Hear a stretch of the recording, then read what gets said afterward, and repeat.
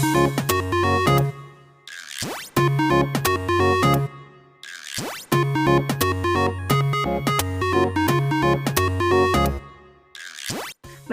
Assalamualaikum warahmatullahi wabarakatuh. Di sini kami dari kelompok 4 akan mempresentasikan proposal penelitian tindakan kelas kami yang berjudul Penerapan Pendekatan Saintifik dengan Model Pembelajaran Problem Based Learning (PBL) untuk meningkatkan kemampuan komunikasi matematis siswa kelas 8 SMP dalam materi relasi dan fungsi. Anggota kelompok kami yaitu Rini Astika, saya Maharani Dewi Saputri, Nurmaita Puji Astuti, Johannes Silaban, dan Anjeli S. Yang mana pada kesempatan kali ini hanya ada 2 anggota yang dapat berpartisipasi dalam pembuatan video presentasi ini, yaitu saya Maharani Dewi Saputri dan Nurmaita Puji Astuti. Untuk ketiga anggota lainnya itu tidak bisa kami hubungi, sehingga hanya saya dan Nurmaita yang dapat berpartisipasi dalam pembuatan video presentasi ini. Baiklah, kita masuk pada bab 1, pendahuluan, di mana di sini akan kami paparkan mengenai latar belakang masalah, rumusan masalah penelitian, tujuan penelitian, manfaat penelitian, dan hipotesis tindakan. Memasuki latar belakang masalah. Yang pertama, menurut Debdiknas tahun 2006, tujuan pembelajaran matematika untuk satuan dasar dan menengah yaitu memahami konsep matematika, menjelaskan keterkaitan antar konsep, dan mengaplikasikan konsep atau algoritma secara luas, akurat, efisien, dan tepat. Selanjutnya, tujuan pembelajaran matematika menurut Debdiknas itu menggunakan penalaran pada pola dan sifat, memecahkan masalah yang meliputi kemampuan memahami masalah, merancang model matematika, menyelesaikan model, dan menafsirkan solusi yang diperoleh. Selanjutnya, tujuan pembelajaran matematika menurut Debdiknas yaitu mengomunikasikan gagasan dengan simbol, tabel, diagram, atau media lain untuk memperjelas keadaan atau masalah. Dan tujuan pembelajaran matematika yaitu memiliki sikap menghargai kegunaan matematika dalam kehidupan, yaitu memiliki rasa ingin tahu, perhatian, dan minat dalam mempelajari matematika, serta sikap ulet dan percaya diri dalam pemecahan masalah.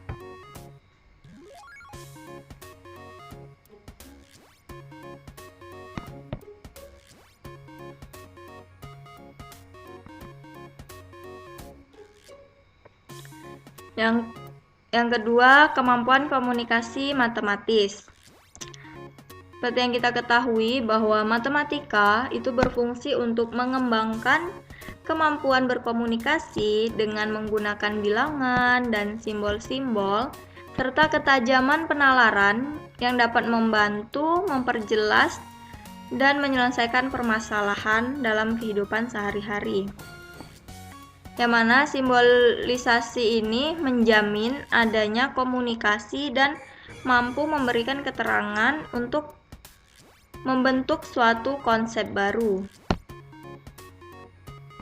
Seperti yang kita ketahui, pada saat ini kemampuan siswa dalam hal komunikasi matematis ini masih tergolong rendah, yang mana masih ditemukan siswa yang kurang aktif dalam mengemukakan gagasannya, ide, ataupun pendapatnya pada saat belajar di kelas.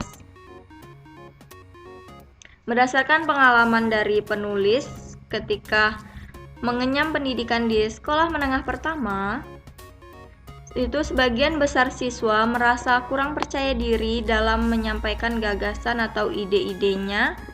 Hal ini dikarenakan karena siswa tersebut takut salah.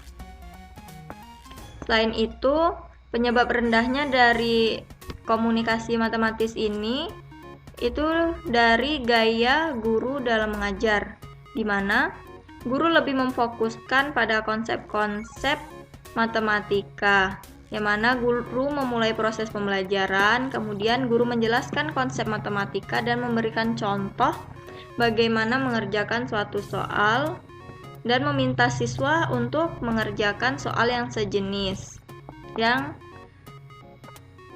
telah diterangkan oleh guru, sehingga siswa tidak dapat menggali dan mengembangkan ide-ide atau gagasan matematikanya.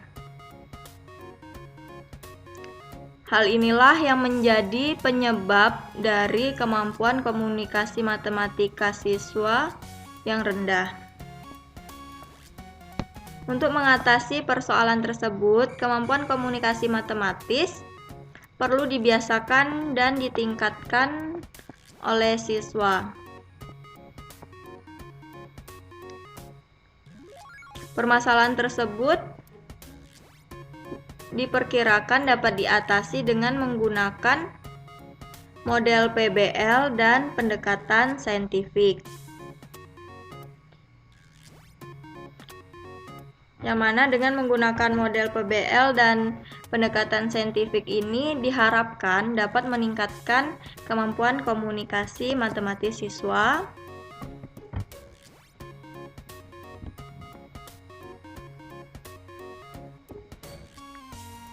Selanjutnya, penelitian yang relevan. Berdasarkan hasil peneliti yang telah dilakukan oleh Fahru Rozi terhadap siswa kelas 4 SD di Kecamatan Makmur, Kabupaten Bireun, Provinsi Aceh, itu mengungkapkan bahwa model PBL ternyata dapat meningkatkan kemampuan matematis siswa dibandingkan dengan pembelajaran konvensional. Kemudian, berdasarkan penelitian lainnya, yaitu dari Mustikawati 2014 pada siswa kelas 7 dalam materi segi 4, melalui penerapan pendekatan saintifik dan model PBL ini, ternyata dapat meningkatkan kemampuan pemecahan masalah. Selain itu, berdasarkan hasil penelitian yang dilakukan oleh Haveli dan kawan-kawan pada tahun 2018, menunjukkan bahwa model problem-based learning ini dapat memberikan pengaruh yang signifikan terhadap kemampuan komunikasi matematis siswa pada kelas 8 SMP Negeri 5 Kendari. Oleh karena itu, berdasarkan uraian di atas, kami tertarik untuk melakukan penelitian tindakan kelas dengan judul Upaya Meningkatkan Kemampuan Matematis Siswa Menggunakan Pendekatan Saintifik dengan Model Pembelajaran Problem-Based Learning pada materi relasi dan fungsi di kelas 8A SMP Negeri 15 Sarlangun. Selanjutnya yaitu rumusan masalah. Rumusan masalah pada proposal penelitian tindakan kelas ini yaitu bagaimana upaya meningkatkan komunikasi matematis siswa menggunakan pendekatan saintifik dengan model pembelajaran problem-based learning pada materi relasi dan fungsi di kelas 8A SMP Negeri 15 Sarlangun. Selanjutnya tujuan penelitian, yaitu mendeskripsikan upaya meningkatkan kemampuan komunikasi matematis siswa menggunakan pendekatan saintifik dengan model pembelajaran problem-based learning, materi relasi dan fungsi di kelas 8A SMP Negeri 15 Sarlangun. Manfaat penelitian yang pertama itu bagi guru, yang mana dengan diadakannya penelitian ini maka diharapkan dapat menjadi referensi tambahan bagi guru guna meningkatkan kemampuan komunikasi matematis siswa dalam proses belajar mengajar matematika, terutama pada materi relasi dan fungsi. Selanjutnya yaitu manfaat bagi siswa. Manfaat bagi siswa diantaranya dapat membuat proses belajar mengajar matematika yang tidak monoton, terutama pada materi relasi dan fungsi. Dapat membuat siswa lebih dalam lagi dalam memahami materi relasi dan fungsi. Memberikan pengalaman belajar yang bermakna bagi siswa. Meningkatkan kemampuan komunikasi matematis siswa dalam pembelajaran matematika. Dan dapat meningkatkan keaktifan siswa dan penalaran berpikir siswa. Manfaat yang selanjutnya yaitu manfaat bagi kepala sekolah. Manfaat bagi kepala sekolah di mana hasil penelitian ini diharapkan bisa dijadikan dalam membuat kebijakan tentang peningkatan kualitas sekolah. Manfaat yang keempat yaitu bagi peneliti lain, di mana hasil penelitian ini diharapkan bisa dijadikan sebagai referensi untuk melakukan penelitian yang sejenis. Baiklah, kita masuk kepada hipotesis tindakan. Hipotesis tindakan pada proposal ini yaitu dengan penerapan model pembelajaran problem-based learning dapat meningkatkan kemampuan komunikasi matematis siswa kelas 8 SMP dalam materi relasi dan fungsi.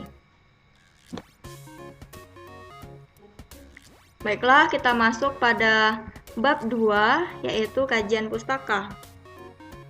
Yang pertama, kemampuan komunikasi matematis. Apa sih kemampuan komunikasi matematis itu?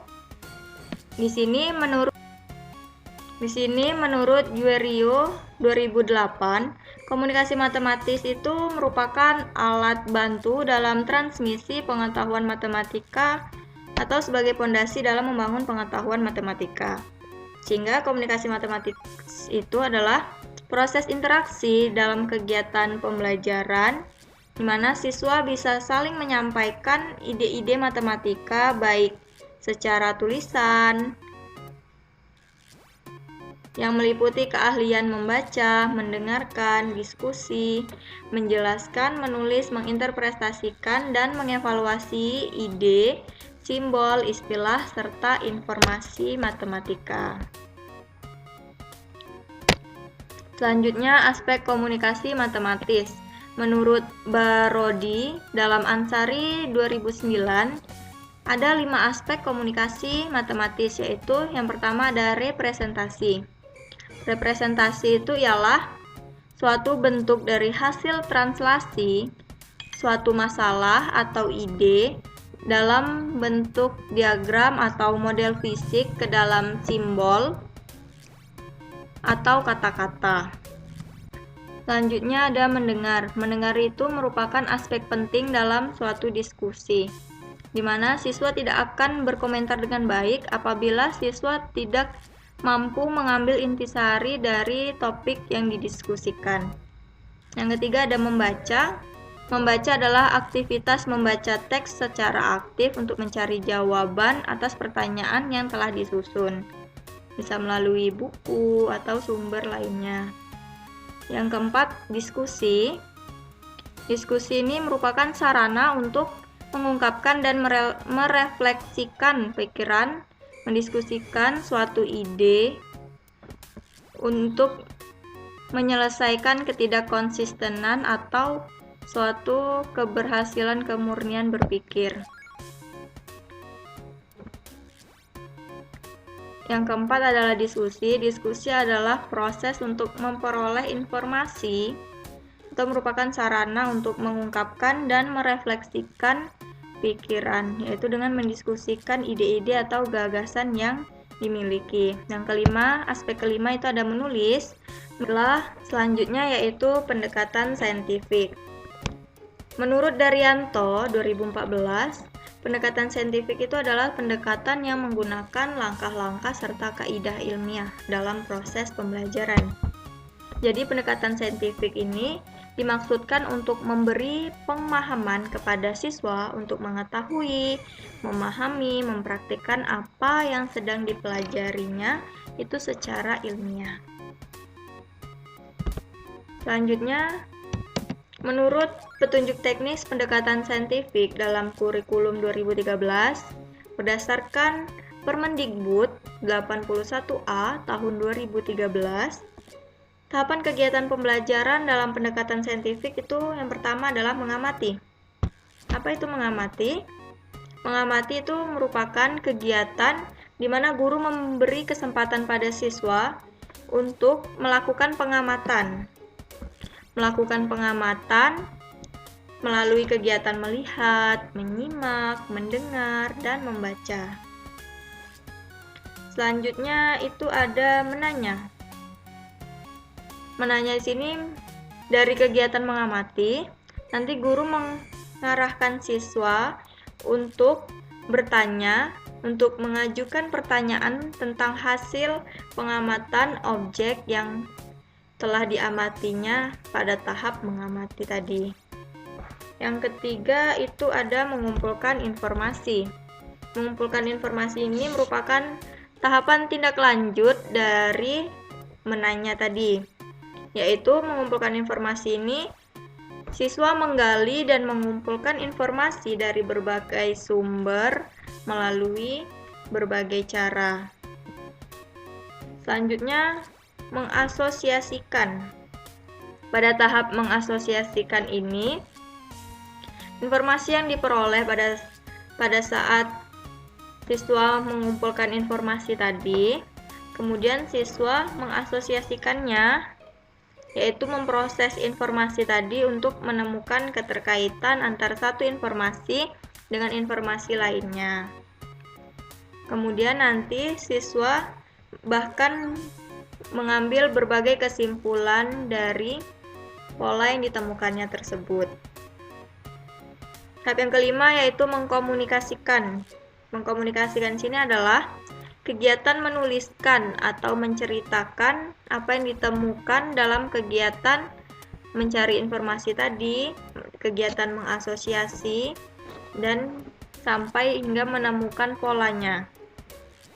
Di mana pada tahap mengkomunikasikan ini, hasil yang diperoleh siswa tersebut pada tahap-tahap sebelumnya itu disampaikan di depan kelas dan dinilai oleh guru sebagai hasil belajar peserta didik. Baiklah, selanjutnya kita masuk ke model Problem Based Learning atau PBL. Sini ada menurut Dutch tahun 1995, model pembelajaran berbasis masalah ini itu merupakan model pembelajaran yang menghadapkan peserta didik pada tantangan belajar untuk belajar.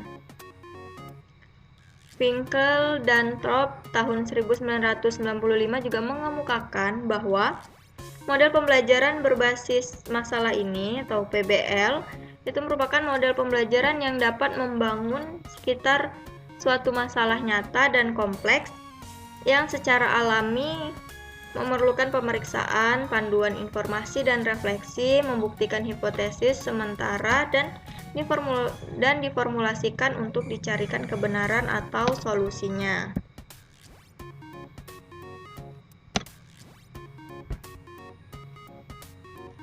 Selanjutnya, langkah-langkah dalam PBL.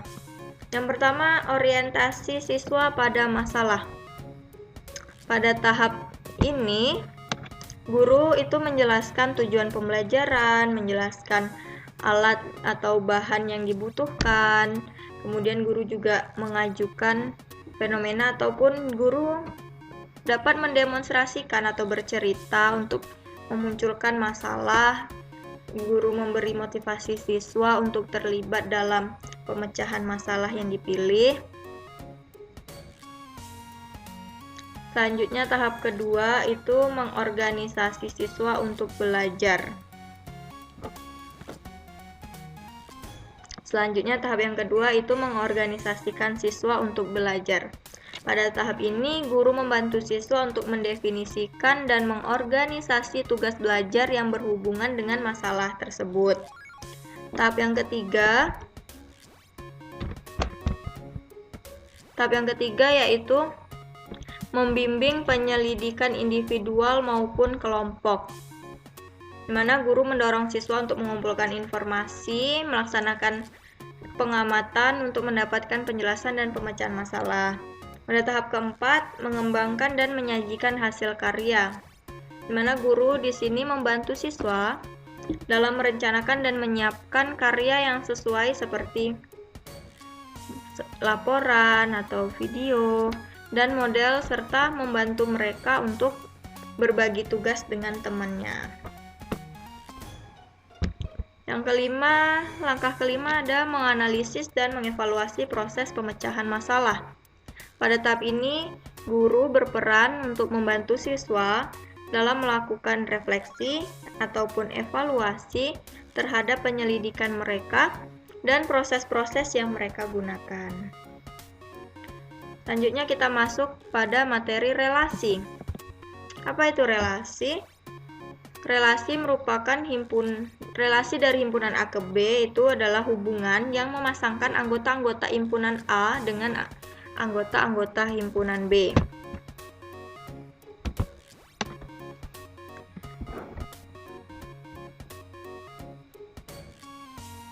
Jadi, relasi atau hubungan ini merupakan hubungan dari suatu himpunan ke himpunan lain, di mana memasangkan anggota-anggota suatu himpunan dengan anggota-anggota himpunan lainnya.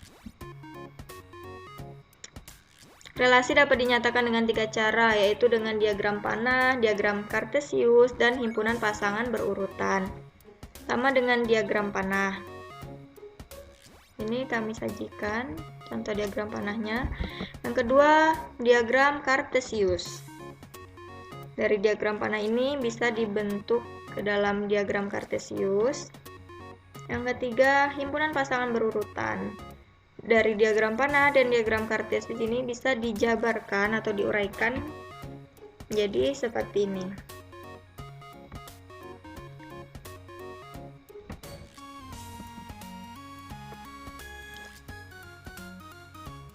Baiklah, selanjutnya kita masuk ke fungsi. Apa itu fungsi? Fungsi itu merupakan relasi dari himpunan A ke himpunan B yang memasangkan tepat satu setiap anggota A dengan tepat satu setiap anggota B. Selanjutnya itu fungsi. Apa itu fungsi? Fungsi adalah suatu relasi khusus yang memasangkan setiap anggota A dengan tepat satu anggota B. Fungsi dapat dinyatakan dengan 3 cara. Yang pertama, ada diagram panah, seperti pada gambar. Yang kedua, diagram kartesius. Ya, diagram kartesius ini itu ada sumbu X dan sumbu Y. Yang ketiga, himpunan pasangan berurutan. Integrasi antara model PBL melalui pendekatan saintifik dengan aspek komunikasi matematis siswa. Yang mana aspek komunikasi matematis siswa itu ada mendengar, membaca, menulis, diskusi, dan representasi. Sedangkan pada tahap PBL itu ada tahap mengorientasi siswa pada masalah, tahap mengorganisasi siswa untuk belajar, tahap membimbing penyelidikan individu dengan kelompok, tahap mengembangkan dan menyajikan hasil penyelesaian masalah, dan tahap menganalisa dan mengevaluasi proses pemecahan masalah.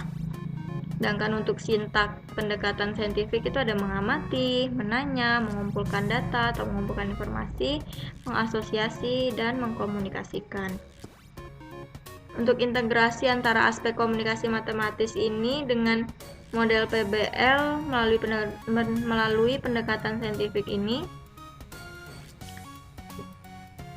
untuk aspek mendengar ini sebenarnya tidak hanya pada aspek mengamati ataupun menanya, melainkan bisa juga pada untuk aspek mengkomunikasikan. Di sini ini tidak terfokus. Mendengar ini hanya terdapat pada aspek mengamati, menanya, dan pada tahap 1 ini mengorientasi siswa tidak terfokus pada itu. Dimana di sini kita bisa menyesuaikannya, dimana kita lihat dari tindakan-tindakan yang diberikan pada model PBL melalui pendekatan saintifik ini.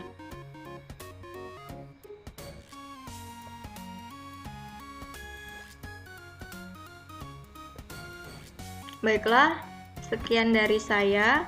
Selanjutnya untuk bab 3 metodologi penelitian, ini akan dilanjutkan oleh teman saya yaitu Nurmaita Puji Astuti. Baiklah, yang selanjutnya itu bab 3. Bab 3 di sini adalah metodologi penelitian. Yang pertama itu ada lokasi dan karakteristik subjek penelitian. Nah, lokasi penelitian pada penelitian tindakan kelas kami yaitu penelitian dilakukan di SMP Negeri 15 Sarolangun dengan subjek penelitian yaitu siswa kelas 8A yang berjumlah 28 orang siswa, di mana terdapat 10 orang siswa laki-laki dan 18 orang siswa perempuan. Kemudian karakteristik subjek penelitian. Di sini siswa kelas 8A SMP Negeri 15 Sarolangun memiliki keaktifan belajar dan komunikasi matematis yang masih tergolong rendah, terutama dalam materi pembelajaran relasi dan fungsi. Selanjutnya itu ada rancangan penelitian. Di sini menurut Mahmud dan Teddy tahun 2013 halaman 60-61, model penelitian yang akan digunakan yaitu menurut Kemis dan MC Taggart, yaitu seperti yang terlihat pada skema gambar di layar. Nah, yang pertama itu ada rancangan. Nah, rancangan di sini itu merupakan kegiatan yang dilakukan guru sebelum melakukan penelitian, yaitu menyusun rumusan masalah, tujuan, dan membuat rencana tindakan, termasuk juga di dalamnya yaitu instrumen penelitian dan perangkat pembelajaran. Kemudian kegiatan dan pengamatan. Kegiatan dan pengamatan ini meliputi tindakan yang dilakukan oleh guru sebagai upaya membangun pemahaman konsep siswa serta mengamati hasil atau dampak dari diterapkannya metode. Kemudian refleksi. Nah, di sini refleksi guru mengkaji, melihat dan mempertimbangkan hasil atau dampak dari tindakan yang dilakukan berdasarkan lembar pengamatan yang telah diisi oleh pengamat atau observer. Selanjutnya ada rancangan atau observasi yang direvisi. Nah, di sini berdasarkan hasil refleksi dari observer, membuat rancangan yang direvisi untuk dilaksanakan pada siklus berikutnya. Selanjutnya itu rencana tindakan. Dalam penelitian tindakan kelas ini itu dilakukan dalam 2 siklus. Nah, setiap siklusnya itu memiliki tahapan yang sama, yaitu diantaranya perencanaan atau planning, tindakan atau action, pengamatan atau observasi, dan tahap terakhir yaitu adalah refleksi atau reflection. Nah, pada siklus pertama di bagian perencanaan atau planningnya itu menyusun rencana pelaksanaan pembelajaran, di mana RPP yang disusun di sini itu sesuai dengan pendekatan saintifik dengan model problem based learning. Nah, RPP ini juga akan digunakan sebagai pedoman bagi guru dalam melaksanakan kegiatan pembelajaran di kelas. Kemudian menyusun dan menyiapkan pedoman observasi. Pedoman observasi ini digunakan untuk mencatat hasil pengamatan terhadap guru dalam pelaksanaan pembelajaran serta digunakan untuk mencatat segala perilaku dan aktivitas siswa selama proses pembelajaran berlangsung. Yang ketiga ada menyusun dan menyiapkan tes akhir. Nah, soal tes akhir ini disusun untuk mengetahui kemampuan siswa terhadap pembelajaran yang telah dilaksanakan. Kemudian ada menyusun dan menyiapkan soal tes dan LKPD untuk siswa. Yang kelima,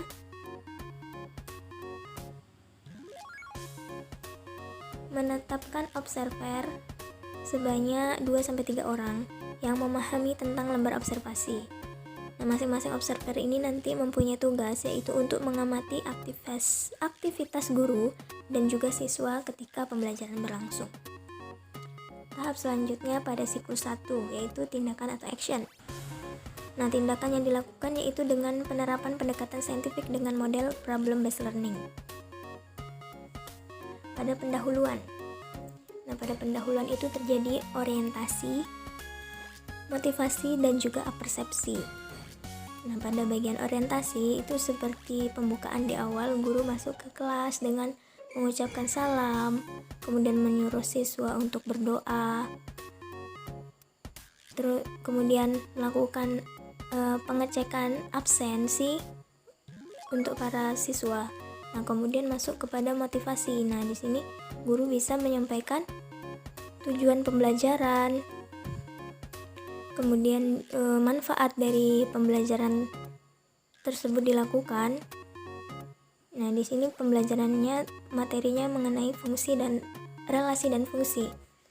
Nah, itu bisa menyampaikan manfaat dari mempelajari relasi dan fungsi.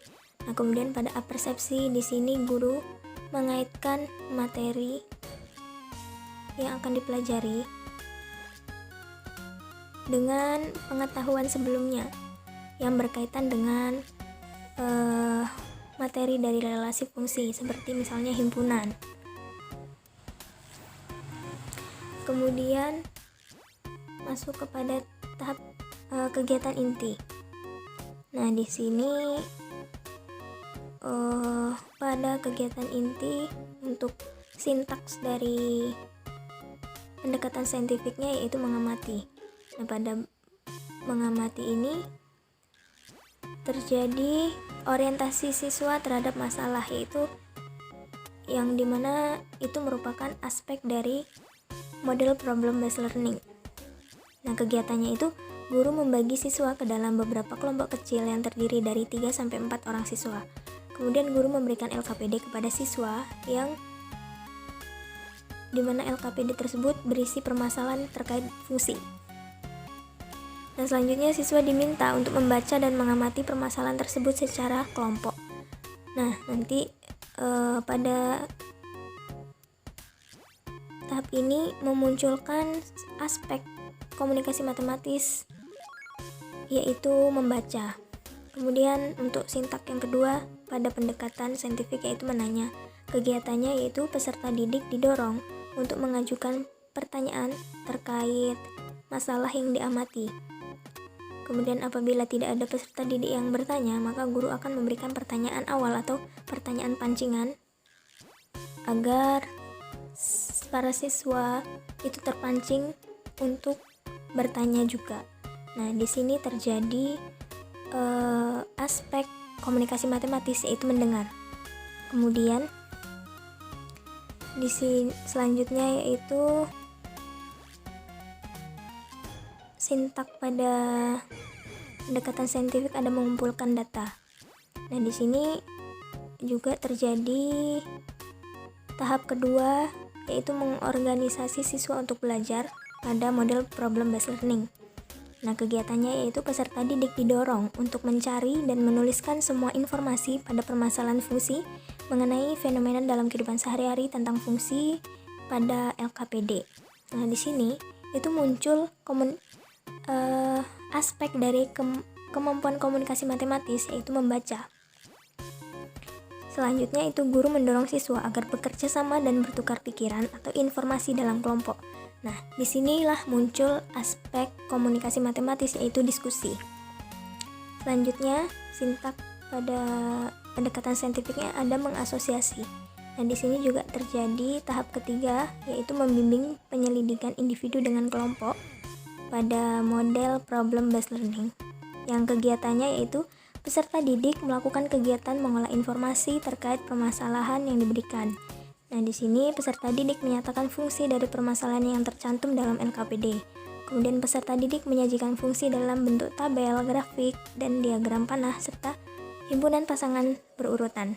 Nah, di sini muncul aspek komunikasi matematis yaitu representasi.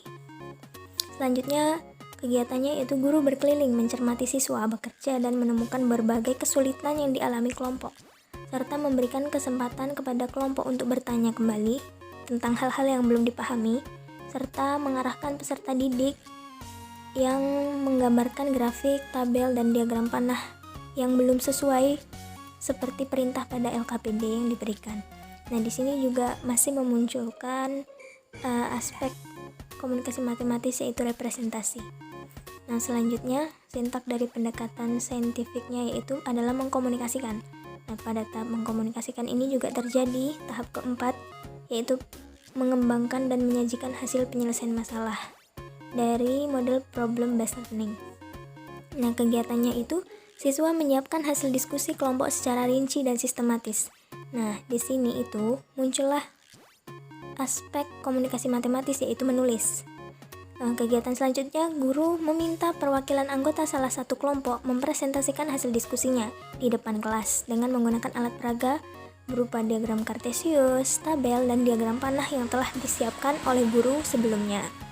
Lalu, peserta lain itu memperhatikan serta memberikan tanggapan ataupun pertanyaan. Nah, di sini terjadi aspek komunikasi matematis, yaitu mendengar. Dan juga diskusi pun terjadi pada kegiatan ini. Kemudian tahap 5, menganalisa dan mengevaluasi proses pemecahan masalah. Di sini pada model problem based learning, kegiatannya itu guru mengapresiasi siswa yang telah mempresentasikan hasil diskusi mereka. Nah, ini pada bagian penutup. Kegiatan penutup. Guru mengapresiasi siswa yang telah mempresentasikan hasil diskusi mereka. Kemudian dengan tanya jawab, guru mengarahkan semua siswa pada kesimpulan mengenai permasalahan tersebut. Nah, di sini muncul juga aspek kemampuan matematis, yaitu mendengar. Selanjutnya, guru memberikan latihan soal mengenai menyatakan ciri-ciri fungsi, dan bukan fungsi dalam bentuk tabel dan juga grafik. Nah, di sini muncul aspek komunikasi matematis, yaitu menulis. Selanjutnya yaitu pengamatan atau observasi pada siklus pertama. Nah, observasi atau pengamatan dalam penelitian ini itu dilakukan selama proses pembelajaran di kelas berlangsung. Observasi atau pengamatan terhadap guru ini dilakukan oleh para observer atau teman sejawat mengenai proses penerapan pendekatan saintifik dengan model problem based learning dalam pembelajaran. Observasi terhadap siswa itu dilakukan oleh guru mengenai respon siswa terhadap penerapan pembelajaran. Selanjutnya adalah tahap refleksi. Nah, pada tahap ini guru mengumpulkan dan menganalisis data yang diperoleh selama observasi. Data diperoleh dari lembar observasi. Kemudian, guru mendiskusikan dengan para observer dari hasil pengamatan yang telah dilakukan, baik itu berupa kekurangan maupun ketercapaian pembelajaran dari siklus pertama sebagai pertimbangan perencanaan pembelajaran pada siklus selanjutnya. Nah, sekarang masuk kepada siklus kedua, tahap perencanaan atau planning. Yang pertama yaitu menyusun rencana pelaksanaan pembelajaran atau RPP. Menyiapkan media pembelajaran berupa video. Nah, pada tahap siklus kedua ini yang membedakan dengan siklus pertama yaitu adalah di sini pada perencanaan kami menyiapkan media pembelajaran berupa video. Selanjutnya menyusun dan menyiapkan pedoman observasi, menyusun dan menyiapkan tes akhir, menyusun dan menyiapkan soal tes dan LKPD, kemudian menetapkan observer sebanyak 2-3 orang. Oke, tahap selanjutnya pada siklus kedua yaitu sama seperti pada siklus pertama, yaitu pendahuluan. Nah, di situ terjadi orientasi, motivasi, dan juga persepsi. Selanjutnya pada kegiatan inti. Nah, pada kegiatan inti di sini muncul aspek atau sintak dari pendekatan saintifik, yaitu mengamati, dan juga sintak dari model problem based learning. Nah, pada tahap 1 yaitu orientasi siswa terhadap masalah. Nah, kegiatannya itu guru membagi siswa ke dalam beberapa kelompok kecil yang terdiri dari 3-4 siswa. Guru memberikan LKPD kepada siswa yang berisi permasalahan terkait fungsi. Kemudian guru menayangkan video terkait permasalahan yang akan dipecahkan oleh siswa tentang fungsi, dan pengerjaannya dilakukan di LKPD yang telah dibagikan. Nah, pada kegiatan ini itu memunculkan aspek komunikasi matematis, yaitu mendengar dan juga membaca. Karena dengan melihat video itu merupakan media yang berupa audio visual, jadi secara tidak langsung di situ siswa mendengar dan juga sekaligus membaca permasalahan yang diberikan pada video tersebut. Kemudian sintak pada pendekatan saintifik selanjutnya yang muncul adalah menanya. Dengan kegiatannya di situ peserta didik didorong untuk mengajukan pertanyaan terkait masalah yang diamati. Nah, di sini juga muncul aspek komunikasi matematis, yaitu mendengar. Selanjutnya sintak dari pendekatan saintifiknya adalah mengumpulkan data, dan sintak untuk model problem based learningnya itu pada tahap kedua mengorganisasi siswa untuk belajar. Nah, kegiatannya itu adalah peserta didik didorong untuk mencari dan menuliskan semua informasi pada permasalahan fungsi mengenai fenomena dalam kehidupan sehari-hari tentang fungsi pada video yang ditayangkan. Nah, di situ terjadi aspek atau muncul aspek komunikasi matematis, yaitu membaca dan juga menulis. Selanjutnya, kegiatan selanjutnya yaitu guru mendorong siswa agar bekerja sama dan bertukar pikiran atau informasi dalam kelompok. Nah, di situ terjadi atau muncul aspek komunikasi matematis, yaitu diskusi.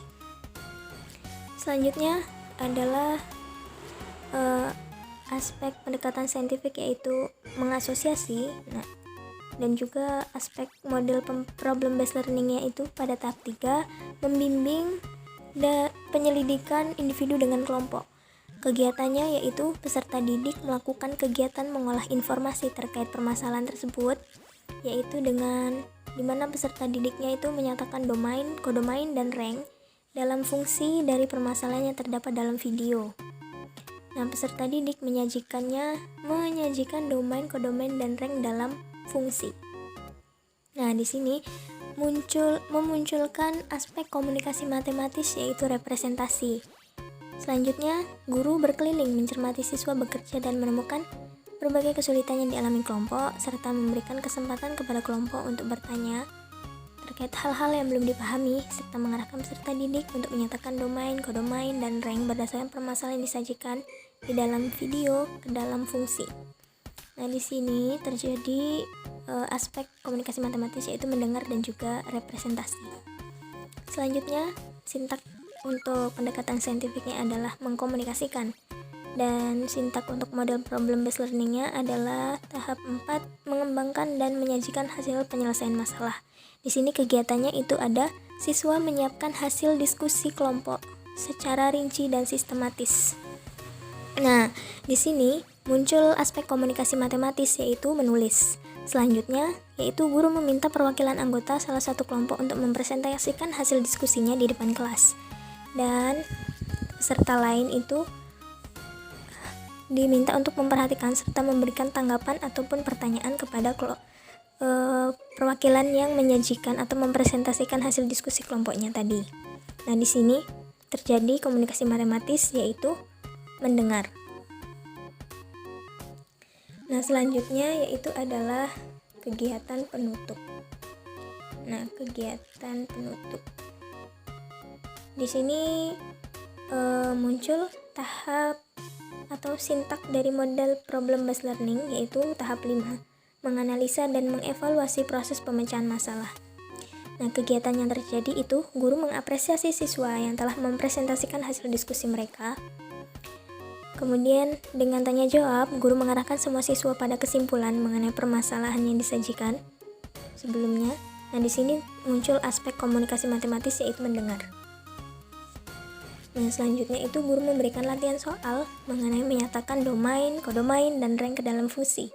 Nah, di sini muncul aspek komunikasi matematis, yaitu menulis. Nah, selanjutnya adalah tahap pengamatan atau observasi pada siklus kedua. Nah, di sini terjadi pengamatan observasi pada tahap 2 ini sama seperti kegiatan observasi atau pengamatan pada siklus 1.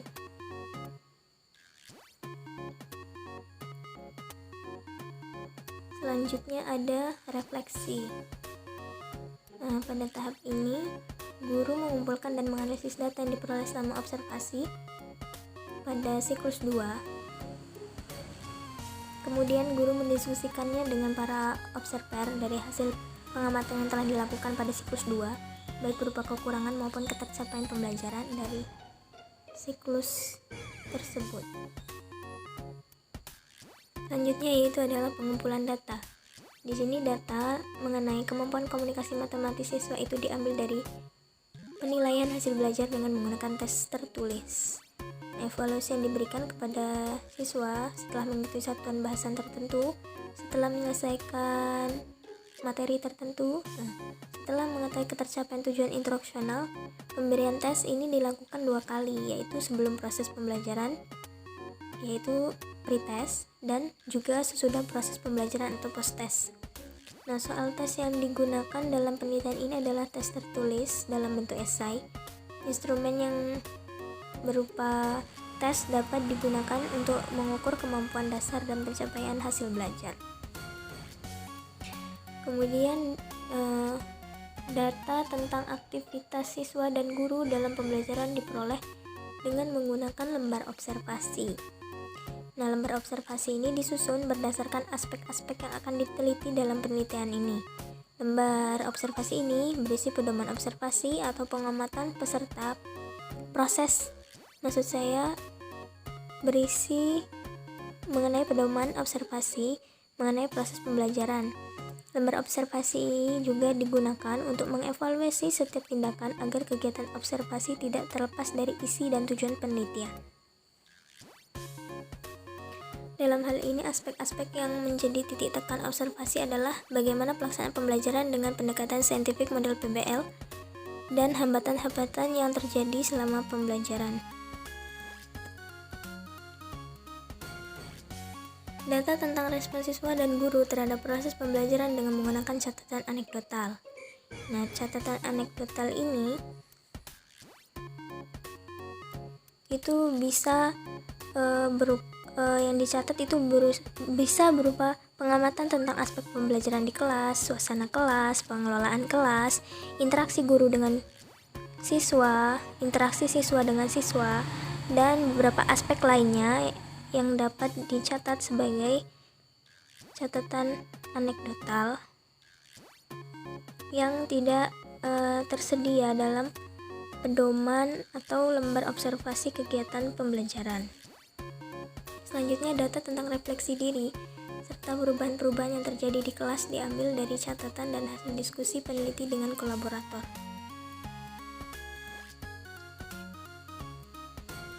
Analisis data.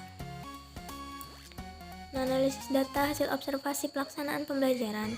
Pada lembar observasi pelaksanaan pembelajaran itu, untuk kolom jawaban ya diberi skor 1. Dan untuk jawaban tidak diberi skor 0.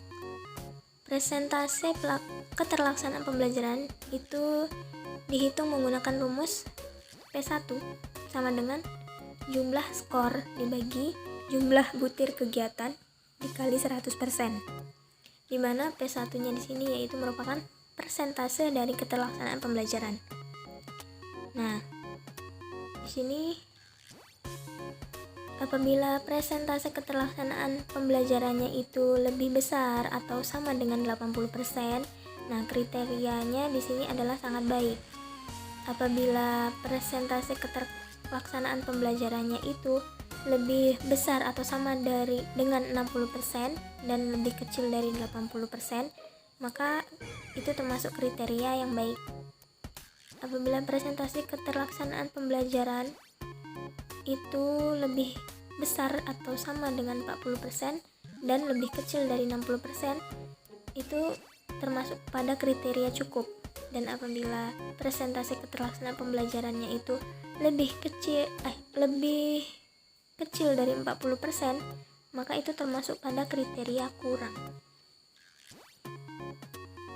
Selanjutnya, analisis hasil observasi komunikasi matematis siswa.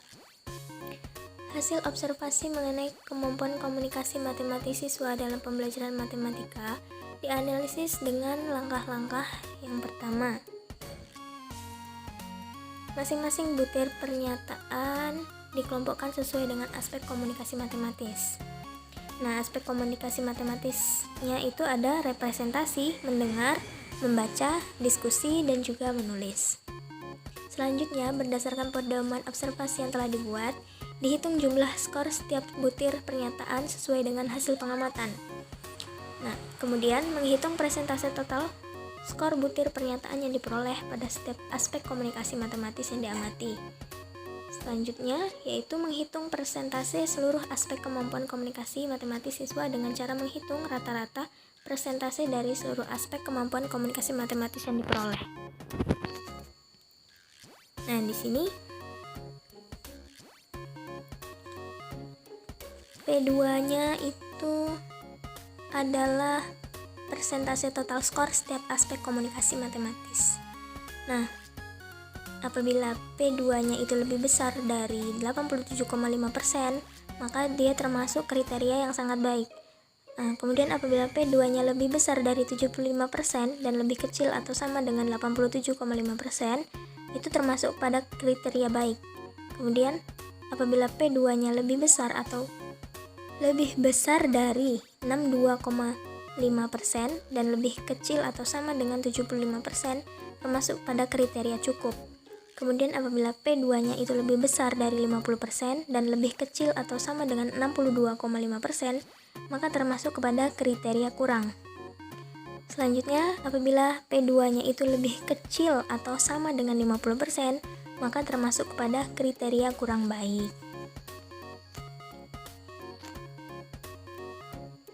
Selanjutnya adalah analisis hasil tes komunikasi matematis. Analisis hasil tes komunikasi matematis itu dilakukan terhadap hasil tes komunikasi matematis siklus 1 dan hasil tes komunikasi matematis siklus 2. Aspek dan indikator penilaian kemampuan komunikasi matematis secara tertulis yaitu yang pertama di sini aspek yang diamati representasi. Nah, indikatornya itu ada yang pertama merumuskan suatu definisi dari istilah matematika, yang kedua menggunakan simbol atau notasi operasi matematika secara tepat. Nah, di sini skornya untuk yang A-nya 3 dan untuk yang B-nya 5. Total skornya 8. Kemudian untuk aspek selanjutnya yaitu aspek mendengar. Nah, di sini ada 2 indikator. Yang pertama memberikan ide atau gagasan atau apa yang diketahui dan ditanyakan dari suatu soal. Nah, di sini skornya ada 4. Yang kedua, indikatornya adalah memberikan alasan yang rasional terhadap suatu pernyataan atau pendapat. Nah, di sini skornya juga 4. Total skornya menjadi 8 untuk aspek mendengar. Aspek selanjutnya adalah membaca. Yang pertama yaitu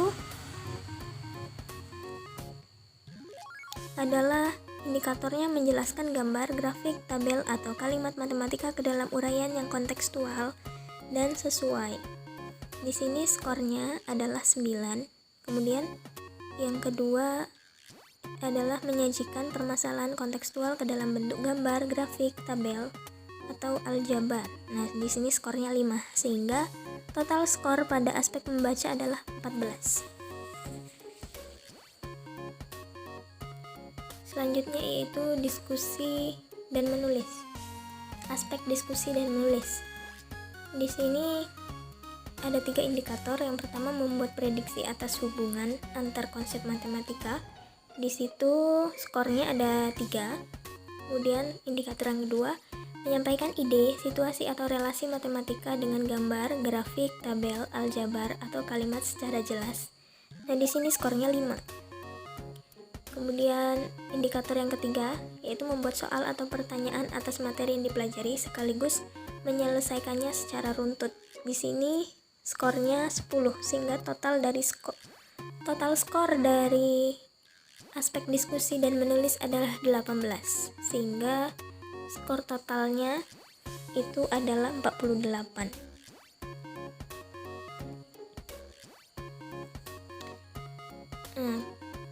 Kemudian di situ ada tabel kualifikasi skor total tes komunikasi matematis. T-nya itu adalah skor total tes komunikasi matematis. Apabila T-nya itu lebih besar dari 42 dan lebih kecil atau sama dengan 48, termasuk pada kriteria sangat baik. Kemudian untuk T yang lebih besar dari 36 dan lebih kecil atau sama dengan 42, termasuk kriteria baik. Kemudian Untuk T lebih besar dari 30 dan lebih kecil dari atau sama dengan 36 termasuk kepada kriteria cukup. Kemudian T lebih besar dari 24 dan lebih kecil atau sama dengan 30 termasuk kriteria kurang. Dan selanjutnya untuk T yang lebih kecil atau sama dengan 24 itu termasuk kepada kriteria kurang.